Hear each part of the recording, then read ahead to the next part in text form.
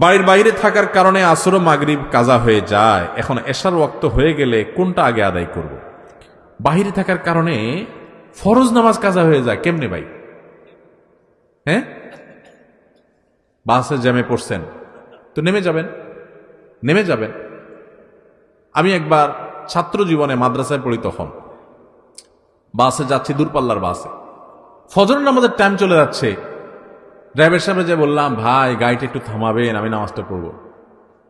কয়েক গাড়িতে নামাজ পড়ে নেন, গাড়িতে নামাজ হয়। আমি কই ভাই উজু করা লাগবে না?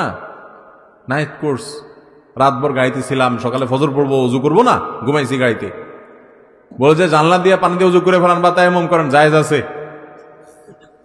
চিন্তা করলাম কত বড় মুফতি, সুবহানাল্লাহ। এমন কোন মাসালা নাই যেটার উত্তর তার কাছে নাই। হ্যাঁ, উজু লাগবে না তায়াম্মুম লাগবে সেটা বলে দিচ্ছে। নামাজ দাঁড়ায় না, বৈশা সিটে বৈশা কেবলা কোনটা লাগবে না লাগবে সাথে সাথে উত্তর। বাপরে বাপ, এ তো অনেক বড় মুফতি। চিন্তা করলাম, আল্লাহ এই মুফতির হাত থেকে তুমি আমার রক্ষা করো মাবুদ। নামাজের টাইম চলে যাচ্ছে, এদিকে মুফতির ফতোয়া থামতেছে না।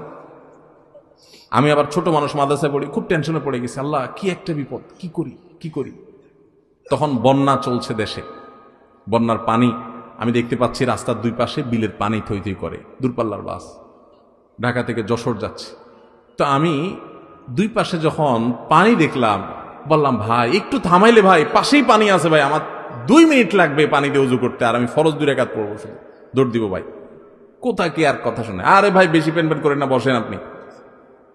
এমনি ফেরিঘাটে জ্যামে দেরি হয়, আবার আপনি এখানে কাহিনী করতে আসছেন, দাঁড়াবেন আসে। আমি কে আল্লাহ, আমার ফজর নামাজ নষ্ট হয়ে যাবে আজকে। খুব মনে মনে ইস্তেগফার করতেছি, কি করব। একটু পরে দিকে হঠাৎ করে গাড়ি থামছে। আমি বললাম কি ভাই, কোনো সমস্যা? বসেন সিটি বসেন, সামান্য একটু অসুবিধা হয়েছে। হ্যাঁ, আমি মনে অনেকে চান্দু আর বসতেছি। আমি লাভ দিয়ে নাইমা বিলের থেকে উজু করে উঠা একদম গায়ের সামনে আল্লাহু আকবার করে কেবলার দিকে দাঁড়িয়ে গেছে। যে উঠে দিলাম, আমার গার উপর উঠে দাও।